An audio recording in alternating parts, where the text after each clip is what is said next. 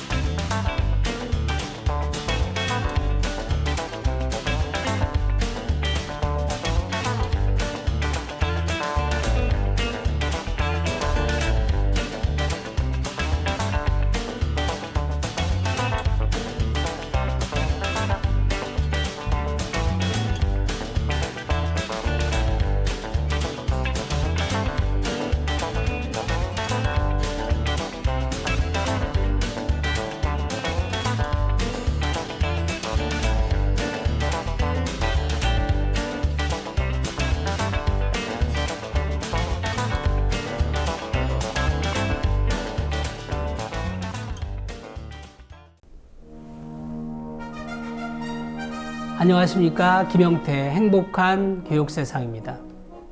청소년은 우리의 미래라는 말을 다들 들어보셨을 것입니다. 그러나 학교를 다녀야 하는 나이이지만 부모의 이혼, 가정폭력, 성적부진, 부적응, 왕따 등 여러 가지 이유로 학교를 떠나서 가정에서 길거리로 내몰린 이른바 학교 밖 청소년들이 교육부에 따르면 지난해 연말 기준으로 전국적으로 36만 명에 이른다고 합니다. 하루 200명꼴로 연간 6만에서 7만 명 정도의 청소년들이 학교를 떠나고 있는 셈입니다. 이 가운데 26만 명 정도는 정확한 소재조차 파악되지 않고 있다고 합니다. 소재불명 청소년들의 상당수는 생계와 용돈 마련을 위해서 폭력이나 절도 또는 성매매 등 각종 범죄에 쉽게 노출되기도 하고 또 성인들의 돈벌이 수단으로 이용되기도 한다고 합니다.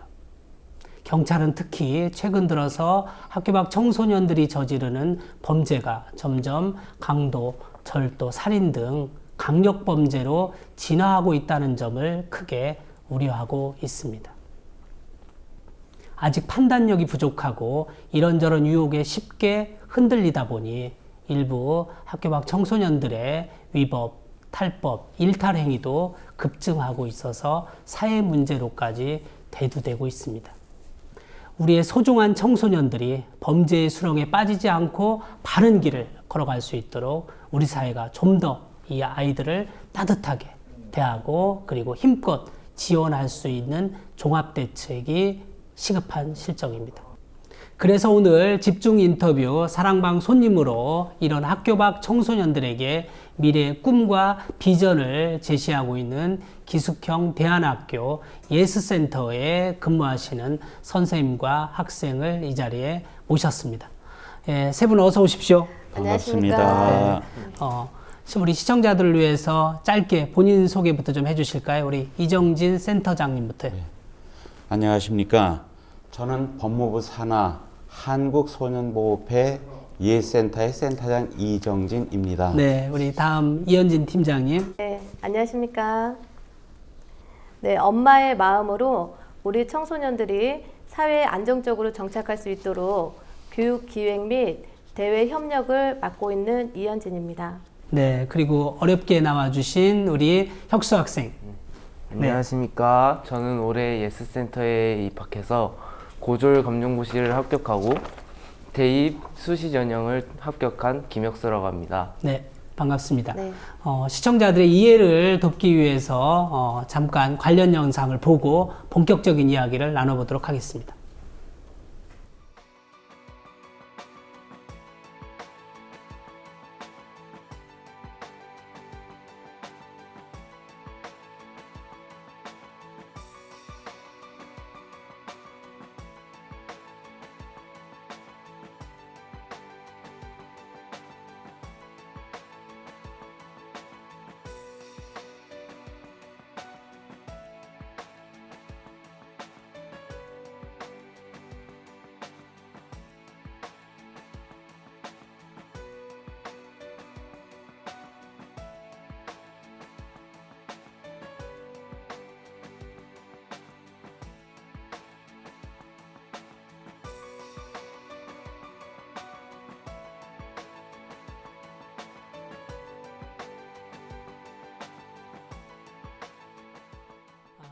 그 예스센터가 경기도 화성에 있는 기숙형 대안학교로 알고 있는데 그 이 프로그램을 보시는 시청자들을 위해서 그 예스센터가 어떤 교육기관인지 우리 센터장님이 먼저 설명해 주실까요? 네.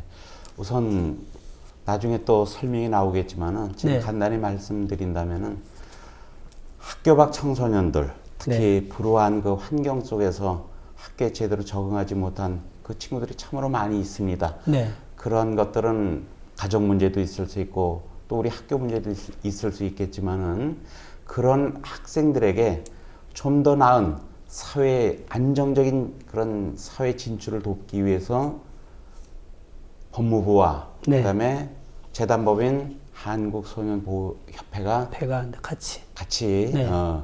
예스센터라는 것을 작년 쉽게 말하면 2014년 12월 17일 날 처음으로 오픈하게 거의 이제 되었습니다. 1년이 다 돼가네요. 그렇죠. 거의 네. 1년이 이제 예. 다 돼가죠. 네. 그래서 저희들 처음에 정원은 60명이었는데 네. 여러 가지 상황으로 인해서 지금 현재는 26명 정도의 학생들이 함께 생활을 하고 있습니다. 네, 특히 이제 26명. 그 네. 저희들 그 1년도 되지 않았지만은 네. 현재 7명의 학생들이 취업해 있고 또 오늘 같은 경우 함께 나왔던 우리 혁수군 같은 경우는 저희 센터에서 8월 달에 검정고시도 합격을 했고 네. 또 대학 수시 입학도 네. 한 그런 학생이고 지금 남아있는 학생들은 여러 과에서 자기네들의 소중한 꿈을 키워가느라고 열심히 생활하고 있는 그런 곳이 저희 예스센터입니다. 네.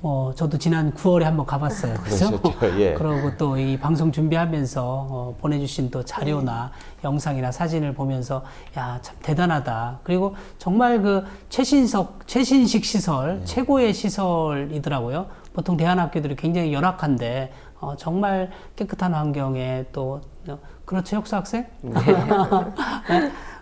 거기 근데 이제 특히 저는 보면서 지난번 가보기도 했고 또 이 자료 준비하면서 좀 인상적이었던 게요. 식당 벽에 써 있는 문구였어요. 예. 사랑이 있는 곳, 자유로움 속에서 기술을 익히고 취업문이 열리네. 나에게 양식을 주시니 정말 감사합니다. 행복한 삶으로 보답하겠습니다. 그게 식당의 벽에 붙어 있지 않았어요? 네, 저희 그 네. 벽에 네. 붙어 있고 네. 또 우리 위원님께서 네. 오신 이후에 네. 정문에 들어오면 큰 예쁜 그 뭐 돌비에도 생긴 모양이에요. 돌에다가도 네. 그 지금 요 문장을 이렇게 새겼는데 요거는 저희 이사장님의 네. 저희 이해센터에 대한 건학 이념이라고 보시면 되겠습니다. 그런가요? 그래서 네. 자유가 있고 사랑이 있고 네. 그리고 아이들에게 편안한 말로 하면 먹여주고 재워주고 입혀주고 그리고 네. 가르쳐주는 네. 그러한 속에서 아이들이 기술을 익히면은 언젠가는 우리 친구들이 이 사회에 나가서 행복한 삶으로 보답할 수 있다는 그런 교훈 같은 그런 이야기가 지금 위원님께서 말씀해 주신 그런 구절입니다. 그러니까 낮에는 그렇게 또 하고 싶은 또 기술을 배우고 또 혁수 학생처럼 뭐 저녁에는 또 원하면 공부도 할 수 있고. 네, 그러면 조금 더 그 자세히 이제 살펴보죠. 그 위기 청소년과 학교 밖 청소년들을 둔 부모님들이 아무래도 또 학생들이 이 방송에 오늘 방송 특히 관심 있게 보실 것 같은데요. 이 예스센터의 현재 교육 과정이 어떻게 진행되고 있는지 한번 우리 팀장님이 좀 설명을 해주실까요? 네, 지금 현재 예스센터의 교육 과정은 그 4개 학과의 과정과 추가로 커피 바리스타과가 증설할 예정에 있습니다. 예. 그 4개의 학과는 네. IT학과, 그리고 골프 매니지먼트학과, 용접과 자동차 정비과가 준비가 되어 있고요. 네. 조금 더 세분화돼서 좀 부연 설명을 드리자 그러면 IT는 저희 청소년들이 네. 보편적으로 이제 한두 가지의 게임 정도는 좋아할 거예요. 네. 게임에 상당히 친숙하고 또 현재 IT의 게임 업계 산업 규모가 상당히 크고 네. 앞으로의 비전 제시도 할 수 있어서 저희 학생들이 유니티 3D라는 프로그램을 통해서 네. 직접 자기가 시나리오 작업을 해서 게임을 만드는 그런 과라고 보시면 되겠습니다.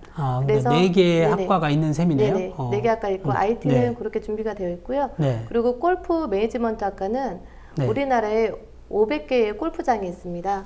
그 골프장마다 종사하는 그 내부의 직종으로는 코스 관리사, 그리고 시설 관리, 그리고 네. 남자 캐디가 있습니다. 코스 관리사라고 그래서 잔디 관리를 전문으로 하는 직종이 네. 있고요. 그리고 내부의 시설을 관리하는 시설 관리팀이 있고 네. 그다음에 고객의 서비스를 담당하고 있는 캐디 서비스가 있습니다. 그러니까 이제 골프 선수를 키우는 게 아니고 네네네. 골프장에서 일할 수 있도록 맞습니다. 그죠? 그러려면 네. 골프에 대해 좀 알기도 해야 되겠네요. 그죠? 네. 네, 저희 센터에서는 네. 현재 그 골프에 대한 전반적인 이론과 상식을 네. 교육을 하고 그리고 2차적으로는 현장으로 투입이 돼서 실무 능력을 향상시킨 다음에 그리고 골프장으로 이제 취직을 해서 네. 예, 근무를 하게끔 교육 시스템을 그러니까 짜여져 들으니까 뭐 있습니다. 이미 뭐 취업이 된 아이가 뭐 네. 4명인가 네 명, 벌써 네 명이 4명 지금 정도 취직해서 취업을 했다고요. 네. 사회생활을 잘하고 있습니다. 네.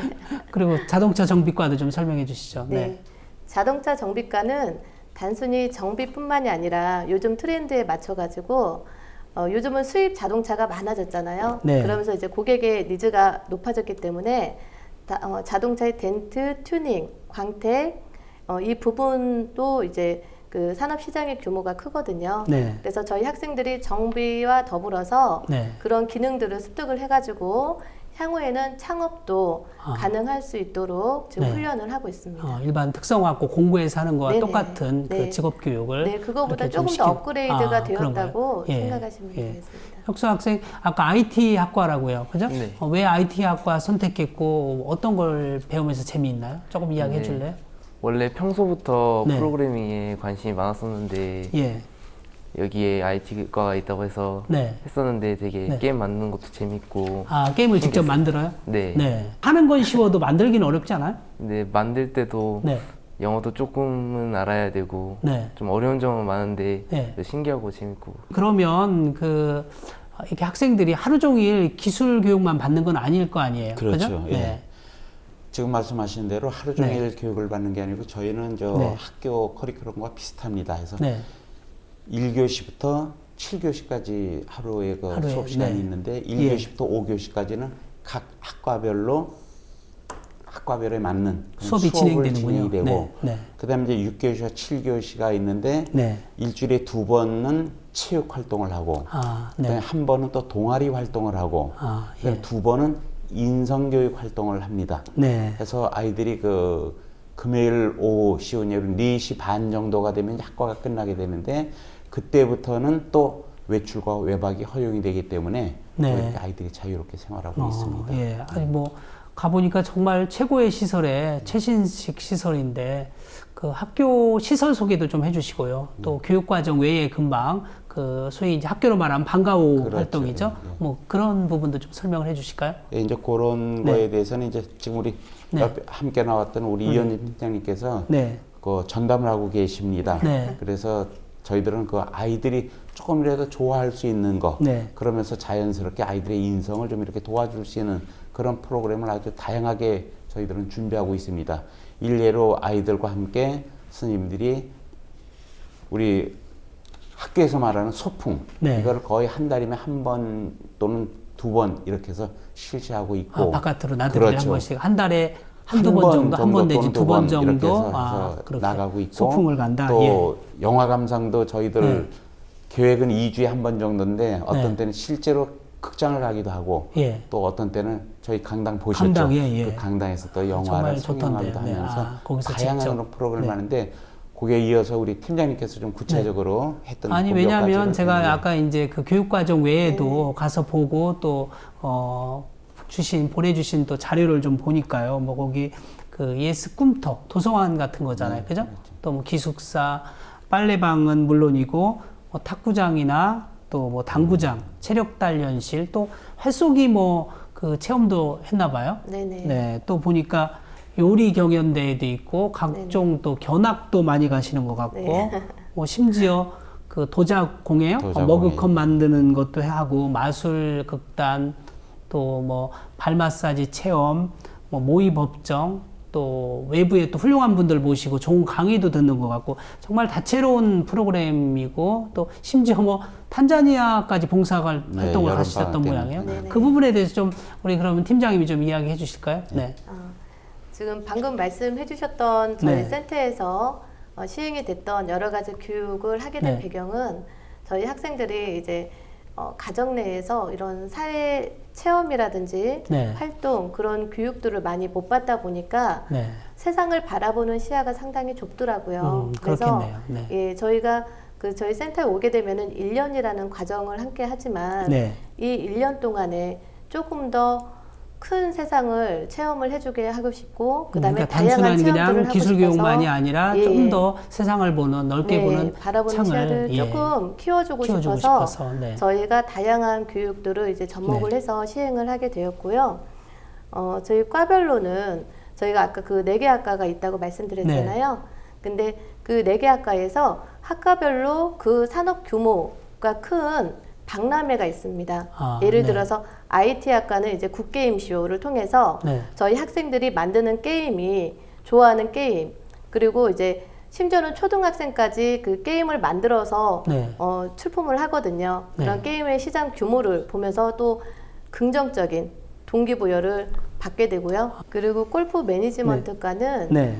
저희가 이제 골프 산업 박람회를 통해서 골프 산업 규모 자체가 얼마만큼 큰 산업인지에 대해서 시각을 좀 깨워주고요. 네. 그 다음에 체험 활동으로는 저희가 그 KLPGA라고 큰 여자 선수권 대회가 있습니다. 네. 그 선수권 대회를 저희가 직접 그 갤러리로 참관을 해가지고 골프장 시설 견학도 하고 그리고 골프 게임은 어떻게 이루어지며 거기에서 캐디라든지 코스 관리사는 어떤 역할을 해야 되는지에 대해서 이제 그런 부분 시야를 좀 넓혀주고 동기부여를 하기 위해서 네. 이렇게 체험 활동을 하고 있습니다. 그러니까요. 교과 과정뿐만 아니라 다양한 아주 뭐 정말 그 학교 밖으로 아이들을 많이 어떻게 보면 데리고 다니면서 동아리 활동이나 봉사 활동, 견학도 뭐 보니까 여러 곳을 갔더라고요. 예. 그죠? 뭐 심지어 국회도 오고 또 뭐 예. 건국대도 갔더라고요. 건국대는 혁수 친구 같이 갔어요? 건국대는 안 갔어요? 건국대는 이제 건국대 아니면 골프학과가 있습니다. 그 골프학과만 갔군요. 네네. 예, 예.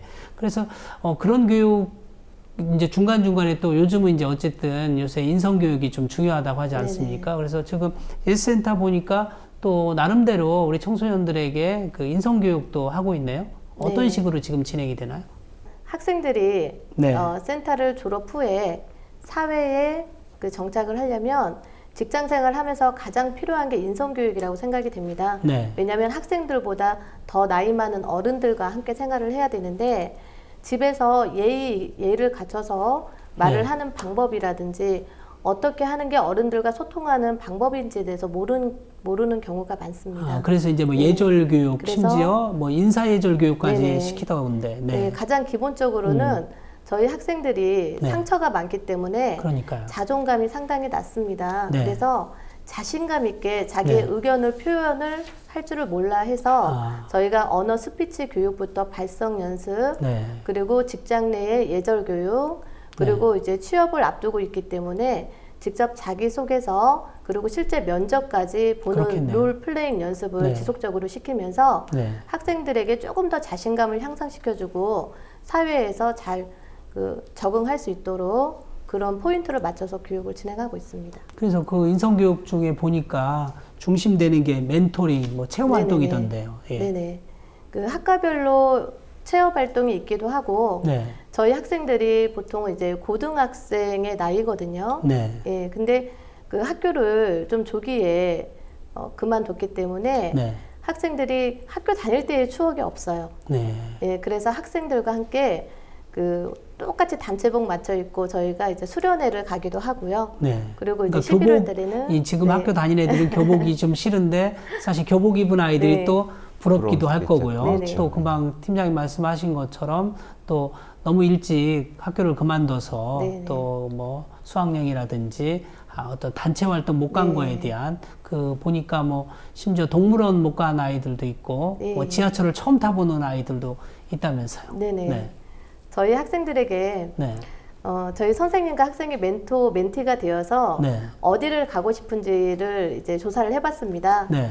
그랬는데 저희 학생 중에 서울에 사는 친구인데도 불구하고 네. 어린이 대공원을 한 번도 못 가봤기 때문에 네. 거기를 가서 코끼리 열차를 꼭 타보고 싶다라는 게 소망인 친구가 있었어요. 어렸을 때 아주 소박한 꿈이었는데 네. 그걸 이루지 못했으니까. 네. 그래서 어떻게 이루어드렸나요? 네, 함께 선생님이랑 같이 아. 코끼리 열차도 함께 탔고요. 근데 그 아이의 그 가정 환경은 네. 부모님이 이혼을 해서 엄마는 네. 안 계시고 네. 아버지께서 이제 그 돈을 생계 벌러 때문에 바쁘시니까. 생계를 네. 위해서 네. 돈을 벌러 나가시는데 버스 운전을 하셨어요. 네. 그러다 보니까 새벽 일찍 나가셔서 늦게 귀가하시는 경우도 많고 해서 네. 학생이 집안에서 이루어져야 되는 어떤 그런 가정 교육이라든지 아니면 여러 가지 체험 활동을 못했던 그런 그러니까 어린 시절 뭐 케이스였습니다. 거의 사실 집에 그냥 방치돼 있었던 네네네. 아이니까 네. 그 아이가 뒤늦게라도 어쨌든 네네. 놀이공원도 가서 소박한 꿈도 이루었고 네. 또 뭐 지하철 못 타본 아이는 지하철도 타봤나요? 그 네. 조금 아까 말씀하신 그 예. 지하철 못 네. 타본 거 제가 에피소드 하나를 말씀을 드려볼까요? 예. 한 번은 저녁인데 전화가 왔습니다. 돈을 좀 빌렸으면 하겠다고 학생이. 네. 왜 그러냐 그랬더니 세 명이서 2만 원을 지금 가지고 있는데 수원에서 네. 인천을 가야 되는데 네. 갈 수 있겠느냐고. 그러니까 지하철비가 얼마인지 모르는 거죠. 아. 근데 더 좀 황당했던 거는 지하철을 타는데 네. 주민등록증이 있어야 되냐고 묻는 아. 그 친구도 있었습니다. 네. 무슨 비행기 타는 것처럼. 그렇죠. 그러니까 아니, 그 근데- 아이가 이제 왜 그걸 가졌냐면 네. 그 아이를 데리고 제주도를 저희가 간 적이 있었습니다. 예, 예. 근데 제주도는 꼭 학생증이나 신분증이 꼭 필요하니까 네. 그때 그렇게 강조를 했더니 네. 지하철을 타는데 그게 필요하냐고 하는 그런 친구들도 그만큼 있습니다. 어떻게 보면 그냥 그 자기 지역에 마을에 갇혀서 좀 살았고 그만큼 어른들의 관심이 좀 부족했었던 네. 그죠? 좀 방치됐던 우리 학교 밖 청소년들이었군요. 그래서 그렇기도 하고. 선생님 조금 그래서 그 금방 그 멘토링 여행 이야기 좀 예, 해주실까요? 그래서 네. 이제 우리 아이들이 조금 아까 우리 팀장님도 말씀을 하셨지만은 우리 아이들에게 가장 필요한 게 뭔가 할 때 이 아이들은 정이라는 거였습니다. 아, 제가 지금도 기억 남는 하이 중에 하나는 올 설이었어요. 저희가 네. 이제 12월 17일 날 개관을 하고 네. 설이 1월 달이었나 2월 초였는데 예, 저희들이 이제 그 학생들의 부모님에게 전화를 드립니다. 네. 그래서 이 아이가 이번 이렇게 설을 맞아서 집으로 가려고 하는데 네. 가도 되겠죠? 하는데 네. 한 부모님은 안 오면 안 되겠습니까? 아. 그 얘기를 하더라고요. 근데 그때 그 옆에 있던 그 친구가 울면서 네. 저에게 전화가 끝난 다음에 한 얘기는 선생님 제가 3년 만에 집에를 가려고 하는데 못 오게 해요. 그러니까 아이는 부모님이 보고 싶어서 가고 싶은데, 부모님은 아직 맞이할 준비가 덜 된 그러니까 건가요? 그 학생이 네. 잘못한 것도 없지 않아 있겠지만은 네. 나중에 알고 봤더니 네. 부모님이 이혼을 했고 네. 그 이혼한 속에서 새로운 아버지를 봐야 되는 그것이 엄마 편에서도 네. 편치 못하고 하니까 불편했습니다. 안 왔으면 좋겠느냐는 이런 네. 상황이었기 때문에 네. 저희들이 그 아이들에게 아까 했듯이 선생님 한 분과 아이들 둘 그래서 3명씩 해서 멘토링 여행을 3박 4일 동안 아, 큰 돈을 들여가지고 예. 한 팀당 거의 한 150만 원 이상씩을 주면서 예. 아이들하고 멘토하고 원하는 데를 한번 정해봐라 했더니 전국 곳곳이 나왔습니다. 그래서 제주도도 2팀이 갔었고 아까 말씀하신 대로 또 예. 동물원 뭐 이렇게 해서 했는데 그래서 저희들이 그 멘토링 여행을 3박 4일 동안 1월 27일부터 30일까지 했었는데 그때 아이들의 그 어떤 표정은 지금도 잊을 수가 없습니다. 얼마나 완전히 풍선 같았겠어요. 그러니까 완전히 예. 조금 아까 말씀드렸듯이 지하철비가 얼마인지도 모르는 이런 예. 아이들이 비행기를 타고 간다는 그거에 대해서 며칠 잠을 이루지 못하고 예. 그러는 거 광경을 보면서 아 정말 우리 아이들에게는 정말 따뜻한 정이 정말 필요하겠구나 싶어가지고 저희들이 멘토링 여행을 했고 그 이후에도 그래서 멘토링 여행을 몇 번 당일로 갔다 오는 경우도 있었고 그런 결과에 저희가 이제 요 다음 주 수요일 날 예. 11월 11일부터는 또 2박 3일 전체 학생들을 데리고 제주도로 수학여행을 수학여행도 가게 하신다고요. 돼 네, 있습니다. 그러니까 어린 시절 어떻게 보면 사랑을 듬뿍 받아야 되는 아이들이 이런저런 가정적인 사유로 그렇지 못한 아이들, 그죠? 또 나름대로 그래서 마음의 상처도 있고 또 정말 그래서 가족과 함께 친구들과 함께 여행 가보는 게 엄청난 큰 꿈이었을 텐데 예, 그걸 어쨌든 여기 예스센터에 와서 꿈을 이룬 거네요, 그죠? 어떻게 혁수 학생도 그 멘토링 여행에 같이 참여했나요? 크게 간 거에는 참여하지 못했는데 네. 과별로 네. 작게 간 건 가봤어요. 네. 그리고 지금 센터장님 말씀 들으니까 다음 주부터 수학여행이 계획되어 있다고요? 네. 네. 지금 어떤가요? 되게 지금 네. 비행기도 못 타보고 제주도도 못 가봐서 네. 가면 되게 재밌을 것 같고 기대되고. 아, 이번에 이제 그럼 제주도를 처음 가게 되는 거고, 그다음 비행기도 그럼 처음 타는 거겠네요? 네. 아, 그럼 엄청난 큰 충격적인 체험이 될 겁니다. 기대해도 며칠 잠을 못 자겠는데요. 그리고 우리 센터장님 두 번째 뭐 봉사활동을 또 주로 하고 계시던데요. 예. 저희가 오히려 베푸는 삶이 얼마나 행복한지에 대해서도 네. 일깨워주고 그리고 또한 항상 감사한 마음을 가질 수 있도록 하기 위해서 저희가 그 체육교사 선생님께서 발 마사지를 가르쳐 네. 주셔가지고요. 네네. 저희가 한 달에 한 번씩 지역 어르신들을 찾아가서 네. 발 마사지 봉사를 하고 있습니다. 아, 네. 그 지금 혁수 학생도 참여하고 있죠? 네. 어떤가요? 직접 그 발 마사지 배우는 건 쉬운가요? 아, 배우는 건 어느 정도 괜찮게 배우고 있고요. 네. 그리고 한번 가서 마을 지역 주민들, 어르신들 가서 발 마사지 해주니까 어때요? 네, 갈 때마다 매번 반갑게 맞아주시고 네. 그래서 좋고요. 네. 이제 하고 나서 네. 되게 시원하게 받으시는 모습들 보니까 네. 되게 저도 행복하고 보람 있었어요. 좋은 기술이네요. 그게 뭐 저는 직접 해보진 않고 그냥 뭐 옛날 할머니 또는 어머니 이렇게 어깨에 주물러 드리고 그런데 발 마사지는 어떻게 하는 걸까요? 굉장히 시원할 것 같은데 좋은 또 어쩌면 뭐 기술이네요. 그죠? 봉사 기술 어디 누구에게나 베풀 수 있는 좋은 기술인 것 같아요. 뭐 돈도 안 들고. 요 다음에 시간 기회가 되면은 저희 팀들이 와서 네. 우리 위원님과 모든 분들에게 발 마사지를 한번 제가 제공하도록 정말 하겠습니다. 예스센터에 언제 한번 네. 강의를 한번 가서 네. 저도 좀 발 마사지 아유, 기술을 네. 좀 배워야 될 것 같습니다. 예. 그리고 이제 그 외에도 여러 가지 활동이 있지 않습니까? 명사 특강이나 뭐 다양한 현장 체험 활동 이 부분도 좀 소개를 해주시죠. 네. 네. 아까 말씀드렸듯이 네. 저희 그 학생들이 좀 세상을 살아가는 데 있어서 네. 나이가 어린 만큼 경험이 많지가 않습니다. 네. 그래서 외부에 그 명사분들을 모셔서 좀 살아오시면서 힘들었던 과정을 이겨내고 네. 성공을 하시기까지의 이런 과정들을 그 강연을 들음으로 네. 인해서 학생들이 조금 더 용기를 가질 수가 있고 꿈과 희망을 네. 가질 수 있도록 명사 특강을 기획을 하고 있고요. 예. 최근에는 이제 석봉 토스트의 김석봉 대표님께서 오셔서 네. 그 토스트 장사를 하면서의 성공하기까지 네. 그리고 힘들었던 3등을 통해서 저희 학생들에게 조금 더 꿈과 희망 그리고 용기를 가지고 도전을 하라고 그런 말씀을 해주셨는데 본인의 이제 체험이나 네네, 성공 사례를 맞습니다. 얘기해 주신 거래요. 네네. 네. 그러니까 저희 학생들이 상당히 이렇게 귀감을 많이 받았고요. 네. 그리고 정말 그런 좀 훌륭한 강의를 네. 간접적으로 들으면서 용기를 많이 가지게 되었습니다. 그리고 뭐 판소리도 네. 저기 하시는 분도 초대했던 모양이죠? 네. 아니 어떻게 저희 센터장님 이렇게 다양한 그 프로그램을 이렇게 준비하고 기획하고 하시는 건가요? 네, 이제 제가 이제 예전에 학교에 있었을 네. 때와 지금 우리 예센터하고는 이제 그 환경이 네. 아주 많이 차이가 납니다. 네. 그런 속에서 우리 친구들의 공통점 중에 하나가 이 자기 자신을 억제하는 것이 좀 약해요. 네. 더 쉽게 말하면 이 분노의 표출이 네. 쉽게 되다 보니까 네. 다들 좀 상처도 네, 있고 우리 분노하는 마음도 기술 있어서 배우는 것도 좋겠지만은 네. 기술보다는 우리 아이들에게 먼저 어떤 치유 인성을 차원에서 다듬어줘야겠다. 네. 지금 현재 저희들이 취업 나간 친구들도 보면 다 그 인성이란 면에 포인트가 줘서 나가지 네. 특별하게 무슨 기술적으로 자격증이 몇 개 돼서 네. 나간 친구는 없습니다. 아, 그렇군요, 또. 그래서 네. 이제 저희가 이제 아까도 말씀드렸듯이 사회에 안전하게 정착시키기 위한 한 과정이니까 분명히 기술도 필요하지만 기술 이전에 아이들의 어떤 마음의 안정, 네.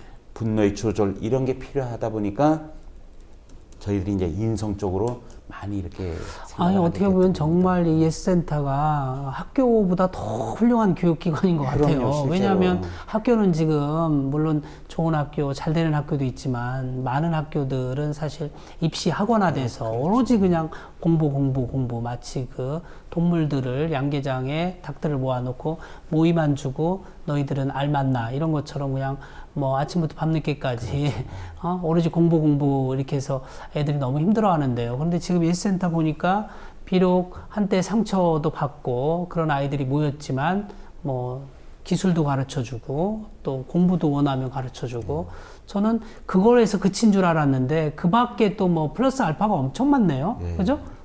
혁수 학생 할 이야기가 좀 많을 것 같아요. 직접 경험해 보니까. 네. 그런 어떤 체험 교육이나 견학이나 다양한 교육 받으면서 어떤 느낌을 받아요? 이제 체험 활동 같은 경우에는 네. 나가면 보고 배울 수 있는 것도 많고 재미도 네. 있어서 좋고요. 네. 이제 강사님이 오셔서 강의해 네. 주시는 부분 같은 경우에는 아까 말씀하셨듯이 석봉토스트 대표님이 오셔서 강의해 주셨을 때는요. 네. 이제 석봉토스트 대표님이 그렇게 어려운 상황에서도 자기 목표를 향해 노력하셔서 이렇게 성공하셨는데 저는 그렇게 어려운 상황도 아니었을 뿐더러 네. 더 노력할 수 있는 시간이 많으니까 네. 이제 목표를 향해서 더 노력한다면 저도 그만큼 성공할 수 있지 않을까 느낀 점도 많고. 김석봉 대표님의 강의가 많이 도움이 됐군요. 그죠? 네. 팀장님 이렇게 정말 그 예스센터에서 굉장한 노력을 많이 기울이는데 그럼에도 불구하고 물론 이제 정말 아이들의 눈높이에 하나하나 맞춰서 맞춤식 교육이 이루어지고 있더군요. 그렇지만 그래도 이제 지금 우리 아이들이 상처가 많은 아이들 아니겠습니까? 네. 그러다 보니까 아까 센터장님 말씀처럼 다소 분노도 있을 거고 또 마음을 쉽게 열지 않는 것도 있을 건데 이런 부분은 어떻게 그러면 진행하나요? 전문 상담. 처음에 네. 학생들을 만나고 나니까 네. 학생들이 분노 조절 좀 장애가 많았습니다. 아무래도 정상적인 가정이 아니라 네. 학생들이 가정을 선택할 수가 없었잖아요. 네. 주어진 환경 속에서 자랄 수밖에 없었고 하다 그러니까 부모에 보니까 대한 원망도 있고 뭐 원망, 학교 가서 또 네. 제대로 사랑받지 못해서 네네. 학교나 사회에 대한 네, 사회에 원망이나 대한 분노가 원망과 있었겠네요. 분노 예, 이런 예. 부분이 가득 차 있어서 네. 저희가 어떤 것들을 더 도입을 해서 학생들의 그 마음을 좀 응어리진 부분을 풀어줄까 고민을 네. 하다가 전문 심리 상담 선생님들을 모셔서 네. 주 1회 정도 학생들과 심리 상담 치유를 통해 가지고 학생들의 응어리진 마음을 조금 더 풀어주고요. 그러네요. 궁극적으로는 회차가 거듭될수록 이제 부모님과의 갈등 관계를 조금 좁혀가면서 부모님과 연계해서 가족 회복을 지금 중점으로 해서 진행을 하고 있습니다. 아이들의 상처가 물론 이제 이런저런 상처가 있겠지만 네. 부모님과의 관계가 순조롭지 못한 아이들이 꽤 있는 거군요. 예. 생각하시는 것보다 무척 많습니다. 많아요. 그래서 네. 어쨌든 부모님과 관계 회복 네. 이것을 위해서 많이 노력하시네요. 네, 그래서 저희가 어버이날 네, 네. 행사로 네. 부모님들을 초청해서 모셨습니다. 예, 예. 모셔서 한때는 이제 가정에서 문제가 발단이 되어서 학생들이 방황하고 청소년기 방황을 했지만 한때 속을 썩였던 이제 아들이지만 그날 하루만큼은 부모님에게 자기 속마음을 정말 고맙고 사랑한다는 그런 편지를 쓰고 부모님도 정말 이렇게 표현을 다 못하신 부분들을 편지를 네. 써서 서로 간에 편지 낭독도 하고 그리고 가슴에 카네이션도 달아드리고 그리고 부모님께 발 마사지 배운 거를 직접 부모님께 발 마사지를 해드렸어요. 아마 처음 해보는 발 마사지였을 거고 그러면서 서로 간에 응어려졌던 마음을 정말 조금 더 끌어안아주는 그런 시간도 함께 했습니다. 그러니까요. 네. 어떻게 보면 계속 가슴 속에 이렇게 네. 얼음장처럼 쌓여 있던 게 봄눈 녹듯이 네. 그 앙금을 씻어내는 그리고 네. 부모님과의 마치 이상가족 만난 네. 것처럼 극적인 상봉을 통해서 어떤 화해 뭐 네. 거기까지 갔나요? 어때요? 네. 혁수 학생 친구들 그날 부모님하고 만난 거 옆에서 지켜보니까 그날에 네. 되게 부모님들하고 사이도 좋아 보였고 예. 되게 얘기도 많이 하면서 되게 사이가 좋은 것처럼 보였었어요. 그러니까 굉장히 아주 뭐 감동의 도가니였겠어요. 그죠? 그래서 부모님의 사랑이 명약이다. 이 말이 아주 가슴에 확 와닿습니다.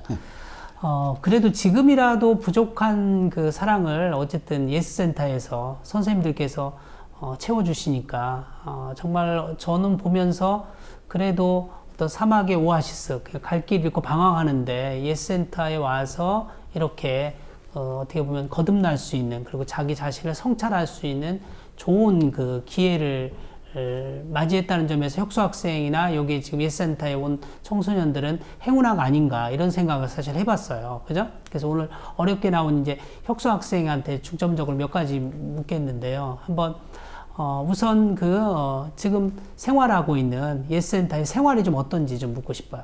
근데 지금 생활하고 있는 데는 전체적으로 만족하고 있고 재밌게 느끼고 있어요. 그러니까 어떤 점이 좀 특히 만족스러운가요? GTQ 자격증 시험 공부라던가 여러 가지 활동들을 할 수 있는 점에서 더 좋고요.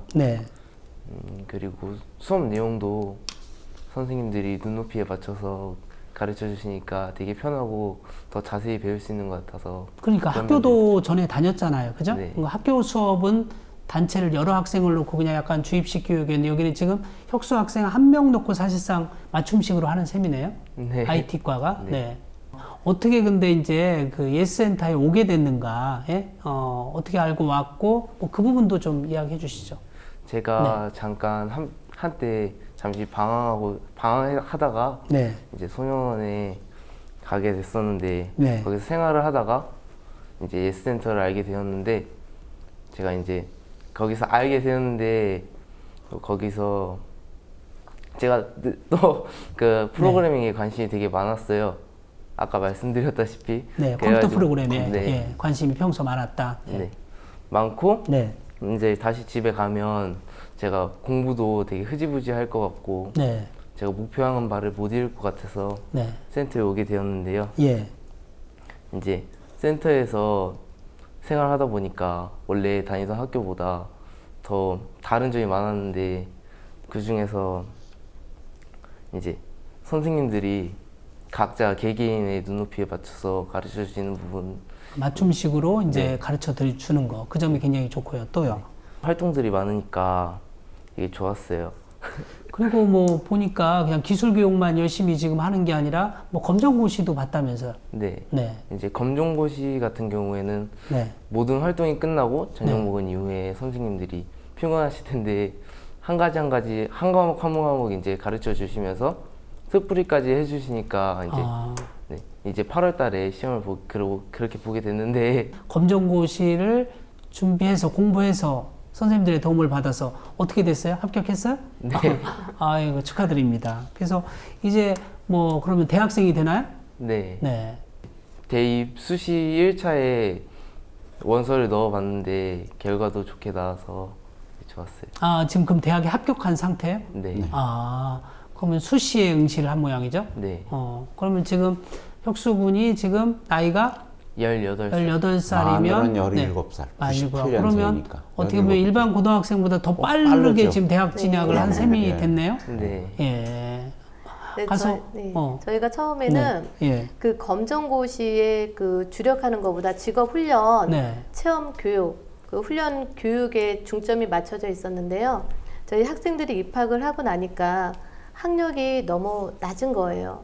그래서 사회에 진출할 때 분명 이 부분들이 학생들의 핸디캡이 될 것이다 라는 생각이 들어서 저희 선생님들과 회의를 통해서 선생님들이 한 과목씩을 다 맡아가지고 하루 일과가 끝난 저녁에 학생들에게 그 과목을 다 공부를 하는데 학생들이 이제 기초 실력이 그 이해도가 낮다 보니까 단어 하나하나까지 뜻풀이를 다 찾아가지고 2시간 가르칠 걸 선생님들은 3시간씩 공부를 해서 들어가서 이제 가르쳤거든요. 근데 정말 고맙게도 저희 혁수하고 이렇게 학생들이 잘 따라왔어요. 이번에 합격을 하고 게다가 이제 대학교까지 수시 전형에 입학을 해서 정말 뿌듯하고 보람 있겠어요. 정말 보람이 있었습니다. 그러니까 선생님들의 헌신적인 그 열정도 대단했고요. 그래서 그래도 아이들이 뒤늦게라도 자기가 갈 길을 진로를 또 결정하고 열심히 따라줘서 어떻게 보면 혁수 학생 같은 경우는 기숙성 대안학교 안 왔으면 어떡할 뻔했어요.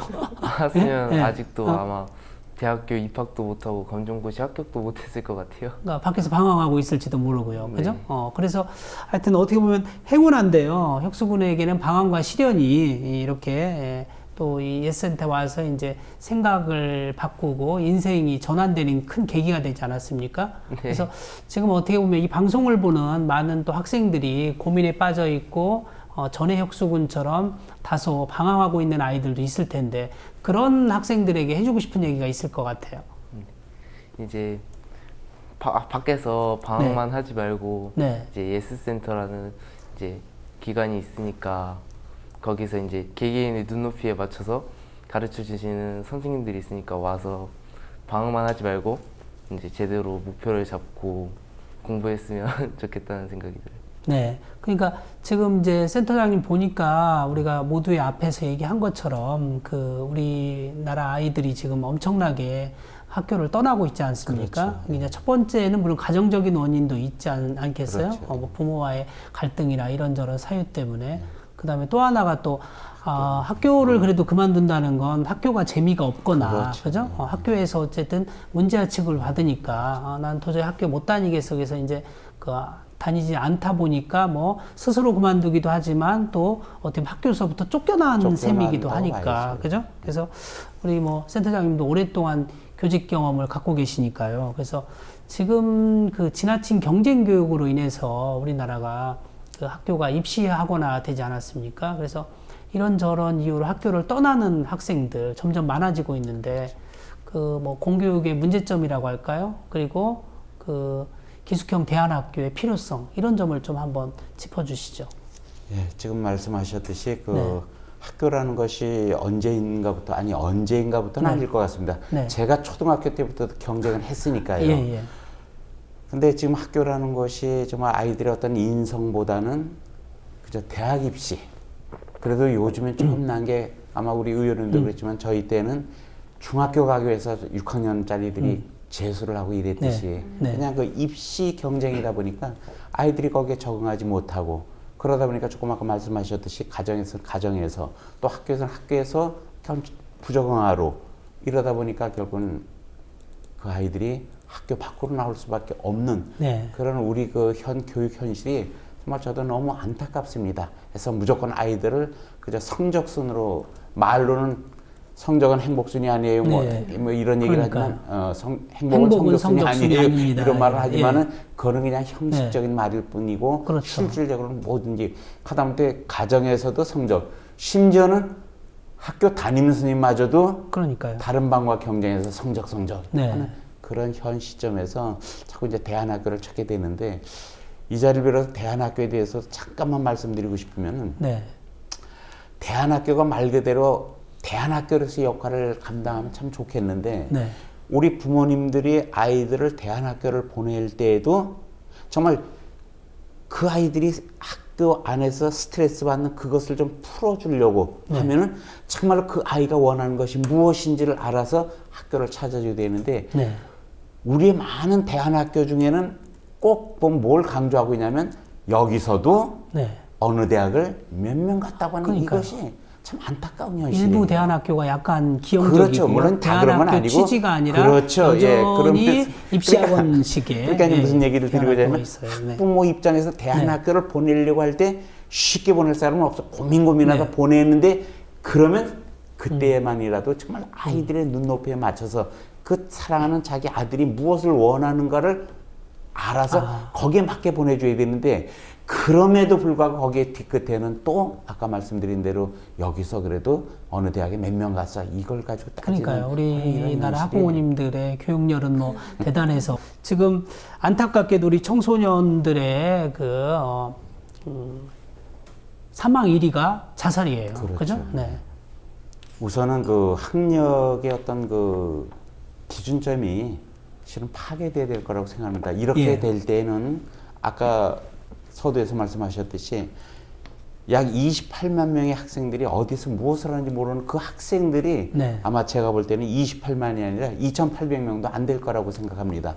왜냐하면 그들이 가정에서부터 부모님들도 그 아이들이 어려서부터 성장하면서 저 아이는 무엇을 했으면 좋겠다는 이런 기준이 나와야 되는데 그저 천편일률적으로 가서 공부 열심히 해서 우리가 보통 소망하는 어떤 대학에 가서 이거는 결코 아니라고 생각합니다. 그러니까 그걸 이렇게 강요하다 보니까 분노가 쌓이고 부모하고 그렇죠. 관계도 그러다 안 보니까 좋고 이제 부모와의 선생님하고도 갈등이 사이가 생기고, 갈등이 생기고 그다음에 학교 밖 청소년들이 생기는 것이 바로 이제 그런 데서부터 형성되어지는 거겠죠. 우리 오늘 예센터 진행 내용을 학교에서 교육 활동을 보니까 가정에서는 학교에서 저런 식으로 어떻게 보면 강요하지 않고 자발적으로 터득하고 아이가 원하는 식으로 해주면 훨씬 더 사실 우리나라 교육이 좋아질 것 같은데 혁수군은 안 그래요?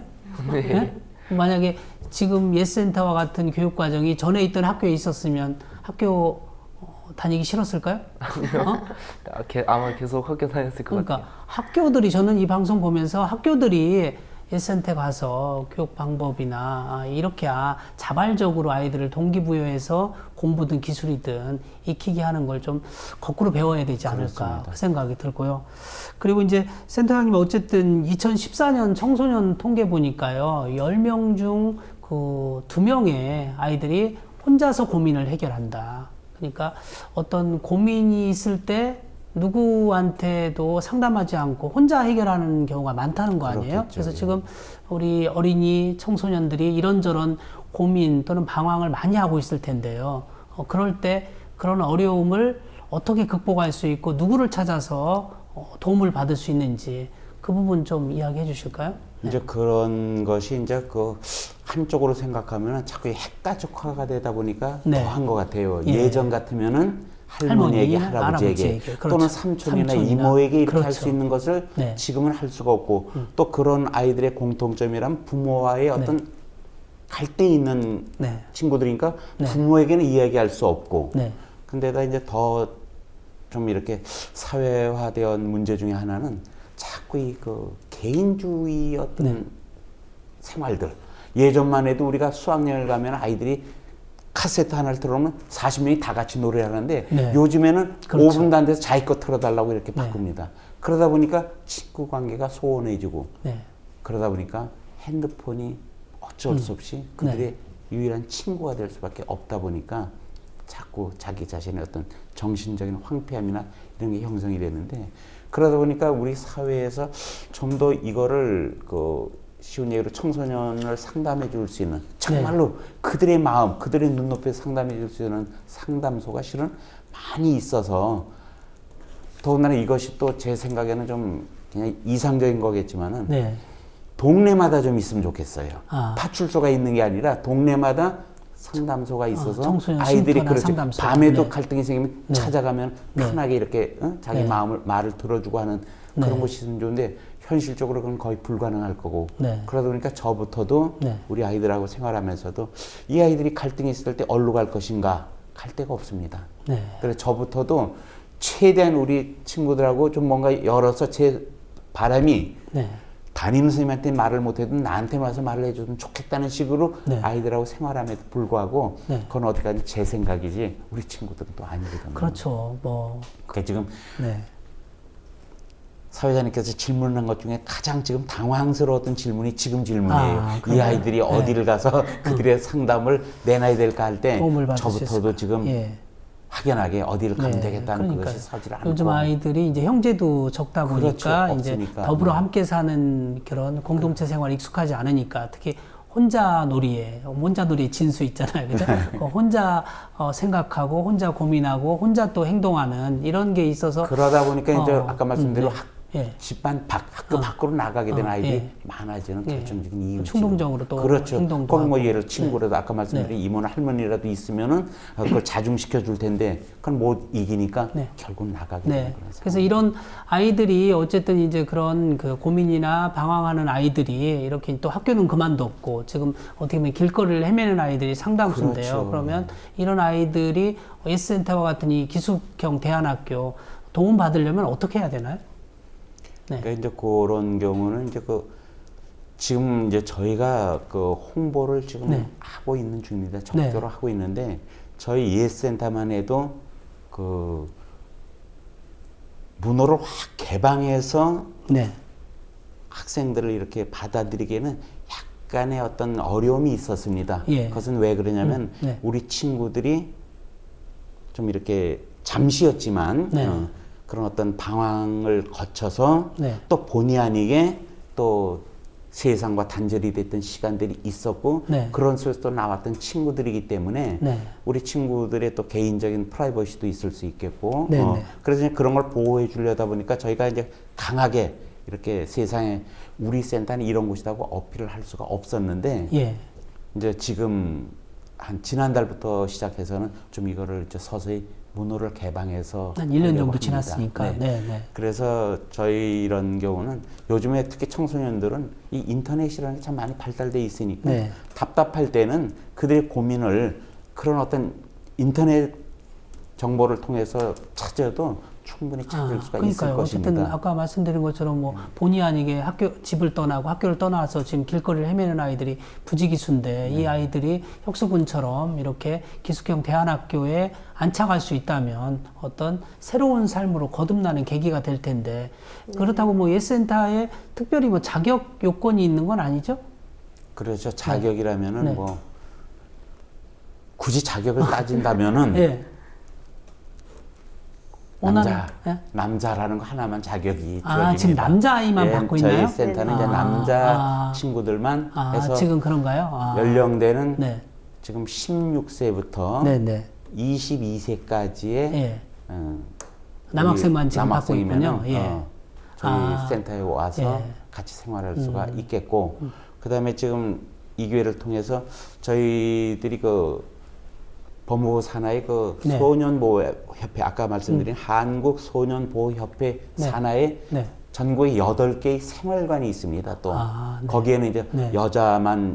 여학생들만 있는 뭐 안양생활관이나 이런 것들이 있듯이 네. 그렇게 하시면은 전국 어디서라도 네. 그렇게 해서 이제 그 힘들어하는 그런 우리 친구들을 그러니까요. 도와줄 수가 있는 어떻게 보면 갈 걸 몰라 방황하는 그 어떻게 16세에서 22세 남학생들은 이 방송을 보고 좀 이렇게 그러니까 여학생도 됩니다. 그냥 예센터만 예. 안 될 뿐이지 여학생은 또 예. 여학생들만 그러니까요. 함께하는 그런 또 것도 있으니까 기숙형 대학교를 대안학교를 찾아주시고 또 뭐 여학생만 아마 이렇게 받는 또 기숙형 그럼, 대안학교가 있을 것 같고요. 있습니다. 또 예. 나중에 좀 어느 정도 뿌리 내리면 네. 조금 그 확대해서 또 여학생도 더 받을 수도 있겠네요. 그렇죠, 그죠? 그렇죠. 예. 예.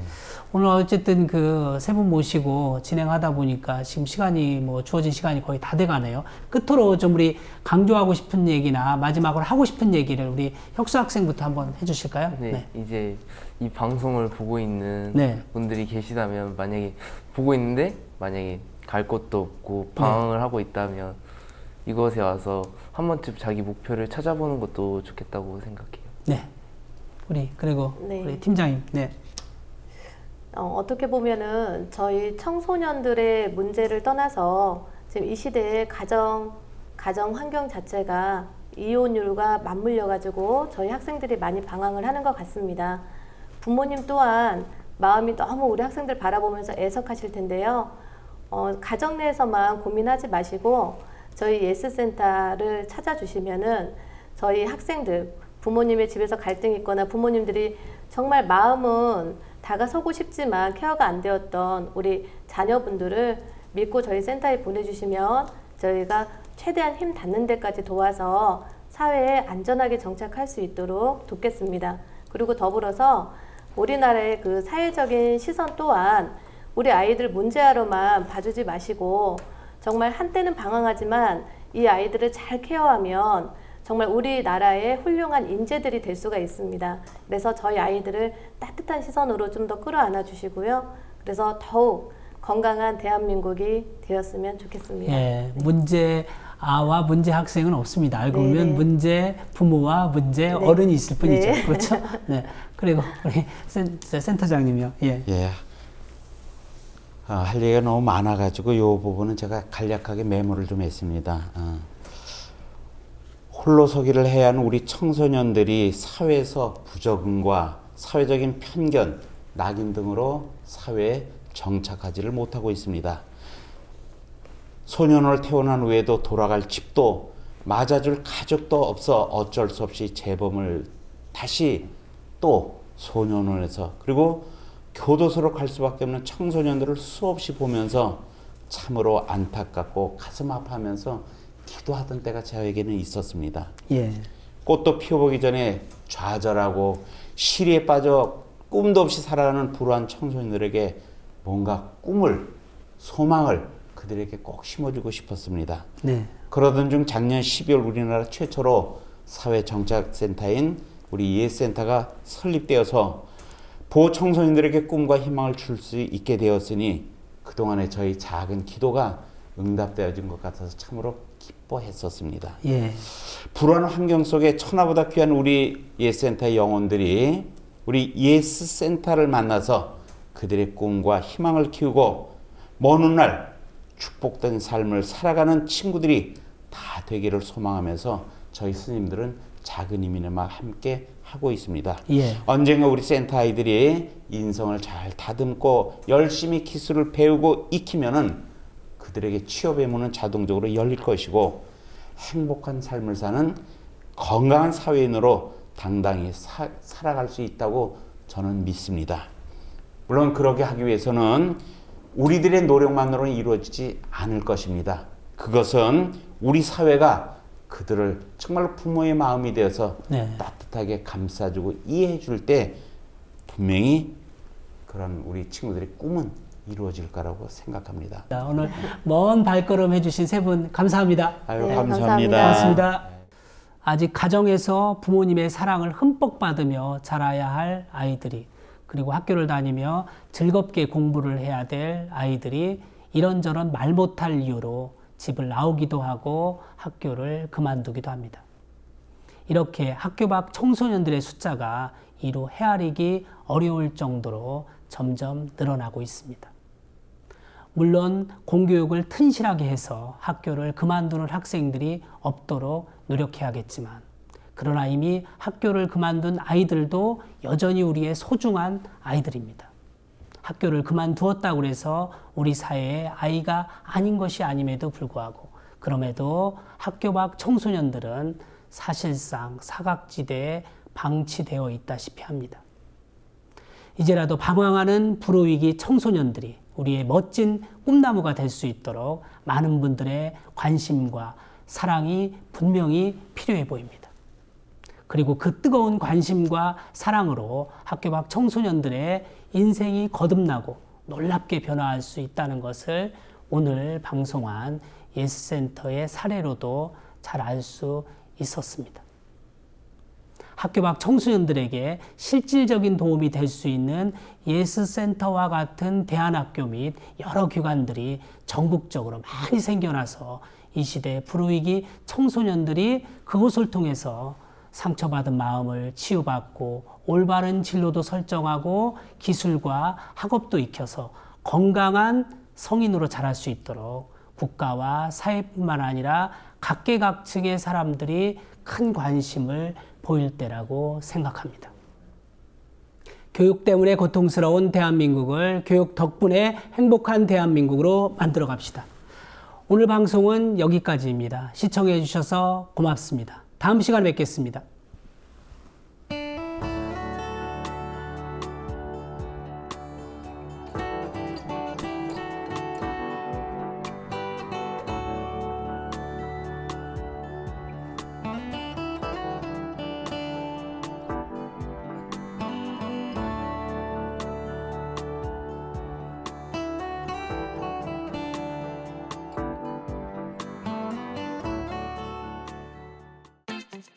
국민TV, 국민라디오 그리고 뉴스케이를 응원하시는 분들, 미디어협동조합 조합원 가입으로 힘을 실어주십시오. 그리고 기존 조합원 분들은 월조합비 납부 신청을 해주시면 감사하겠습니다. 조합원 가입과 월조합비 납부 신청 문의는 홈페이지 국민.tv 또는 서울전화 3144-7737로 연락주시면 됩니다.